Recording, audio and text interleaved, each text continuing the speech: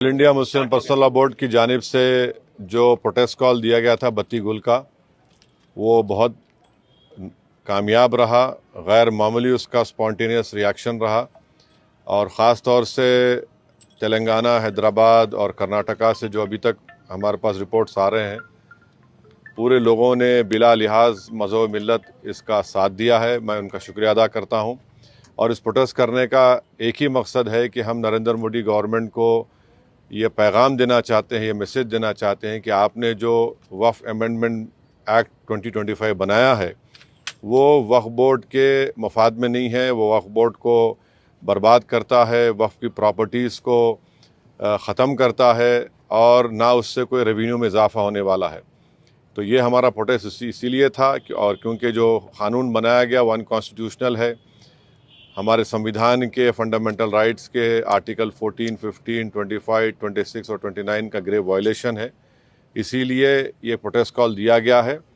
आइंदा 1-2 हफ्ते के बाद ह्यूमन चेन का भी प्रोटेस्ट होगा, राउंड टेबल कॉन्फ्रेंस होंगी।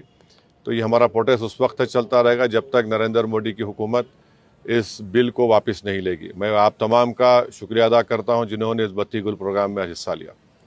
जिस तरह के बत्ती गुल कार्यक्रम या प्रोग्राम की जब बात करते हैं तो आपको क्या लगता है कि इस तरह के प्रोग्राम से क्या संदेश या क्या असर हो सकता है? नहीं, ये देखिए, ये स्पॉन्टेनियसली जनता ने 15 मिनट के लिए अपने घर की लाइट को बंद किया, अपने कमर्शियल इस्टेब्लिशमेंट्स को की लाइट को बंद किया और एक मैसेज हम देना चाह रहे हैं प्रधानमंत्री नरेंद्र मोदी को कि आपने जो कानून बनाया वो अनकॉन्स्टिट्यूशनल है, वो ब्लैक लॉ है, वो वक्फ प्रॉपर्टीज़ को बचाने के लिए नहीं, वक्फ प्रॉपर्टीज़ को बर्बाद करने के लिए। और एक ऐसा एक्ट आपने बनाया जो भारत के मुसलमानों की मस्जिदों को, कब्रस्तानों को, वक्फ की प्रॉपर्टीज़ को उनसे छीनने का एक एक्ट बनाया आपने।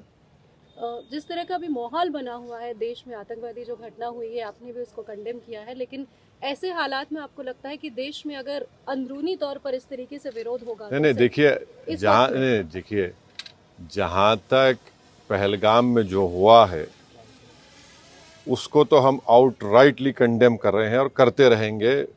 और हमने उस टेररिस्ट एक्ट को ज़िम्मेदार पाकिस्तान की इस्टेब्लिशमेंट, पाकिस्तान की सरकार को खड़ाया है और उन्हीं की पूरी सरपरस्ती में, उन्हीं की तायद, उन्हीं के सपोर्ट और फाइनेंशियल सपोर्ट से, मिलिट्री ट्रेनिंग से वो आतंकवादी पाकिस्तान से बॉर्डर क्रॉस करके पहलगाम तक आए और वहाँ पर उन्होंने 26 टूरिस्ट को जान ली।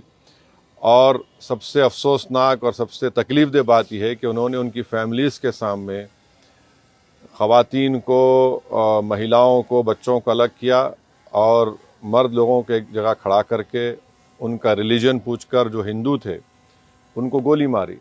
तो वो तो कंडेमनेबल है, उस पर कोई डिस्कशन होने की ज़रूरत भी नहीं है। जहाँ तक हमारा ये प्रोटेस्ट है इस कानून के ख़िलाफ़, वो तो एक ऑनगोइंग प्रोटेस्ट था। और आपको मालूम होगा कि all India Muslim personal law board ने उस टेररिस्ट एक्ट को कंडेम किया और क़रीब 3 दिन तक हमने अपने प्रोटेस्ट को रोक के रखा। तो ये पहले से तयशुदा प्रोग्राम है। जहाँ तक देश की अखंडता, देश की इंटीग्रिटी की बात आएगी, उसमें तो कोई कॉम्प्रोमाइज़ नहीं हो सकता। सर, आज की सबसे बड़ी खबर caste census, national caste census, इस पर आपका क्या कहना है? आपने धन्यवाद भी दिया है, एक तरफ क्रेडिट लेने की बात हो रही है, एक तरफ बीजेपी कह रही है कि तो मैं आपसे रिक्वेस्ट करूँ, कल सुबह बात करेंगे ना, अपन आराम से बात करेंगे।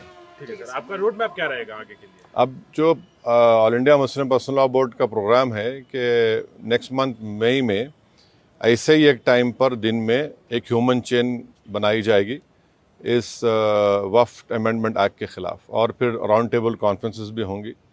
तो बकरीद से पहले 6 जून तक ये प्रोटेस्ट प्रोग्राम चलेगा। बाद का program all India Muslim personal law board तय करेगी। कांग्रेस अपनी तरफ से जो है आंदोलन कर रही है, प्रोटेस्ट कर रही है, तो क्या एमआईएम की तरफ से क्या आंदोलन कर रही है? जैसे वो इंदिरा पार्क में भी एक प्रोटेस्ट करना चाह रहे थे और किस बारे में? इसी को लेकर तो अब हर एक कर सकता क्या है। एमआईएम भी ऐसा कुछ प्लान कर रही है? नहीं, देखिए, हमारा जो प्रोटेस्ट प्रोग्राम है हम all India Muslim personal law board के ही उनके इंस्ट्रक्शंस पर, उनके साथ हम प्रोग्राम कर रहे हैं। जेएसी जॉइंट एक्शन कमेटी और हर कोई प्रोटेस्ट कर सकता है, इसमें क्या, उसमें कोई दो राय नहीं। मगर हमारी पार्टी ने फैसला किया कि हम under the umbrella of all India Muslim personal law board ये प्रोटेस्ट प्रोग्राम करेंगे।